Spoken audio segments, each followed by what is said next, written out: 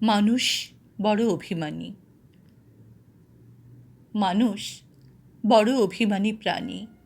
সে চায় তার মন খারাপ হলে প্রিয় মানুষটাকে না বললেও সে বুঝে ফেলুক।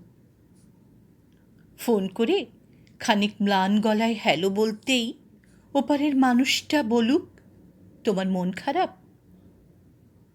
তার এলোমেলো চুল, খানিকটা লাল চোখ দেখে বলুক, তোমার ঘুম হয়নি রাতে, দুঃস্বপ্ন দেখেছ, টেনশন করছো কিছু নিয়ে। সে চায় মানুষটা বুঝুক কখন শক্ত করে বুকের সাথে চেপে ধরতে হয়, চোখের সামনে আলতো করে হাত ছুঁয়ে বন্ধ করে দিতে হয় চোখের পাতা।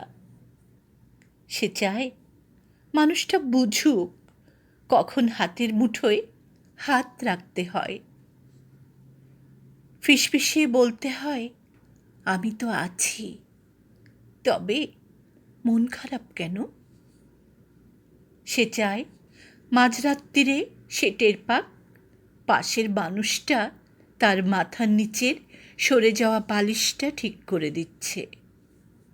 শেষ রাতে যখন খানিকটা হিম নামে তখন জড়িয়ে দিচ্ছে ওর চাদরে। সে চায় তার জন্য মাঝরাত্রিরে কেউ বাড়ি ফেরার অপেক্ষায় থাকুক, মনে রাখুক তার জন্মদিনের কথা, প্রথম দিনের কথা, স্পর্শ অনুভূতির কথা। সে চায় তাকে ছুঁয়ে দেখতে গিয়ে কেউ মিথ্যে মিথ্যে অজুহাত বানাক, কেউ কপাল ছুঁয়ে বলুক, দেখি দেখি তোমার জ্বর নয় তো। অভিমানে দূরে সরে যেতে চাইলেই কেউ বলুক, খানিক ভুল করেছি বলে দূরে সরে যেতে হবে। তবে এই যে এত ভালোবাসি, তাতে আরও কাছে আসা যায় না, আরও আরও কাছে, অনেক অনেক কাছে। মানুষ বড় অভিমানী প্রাণী।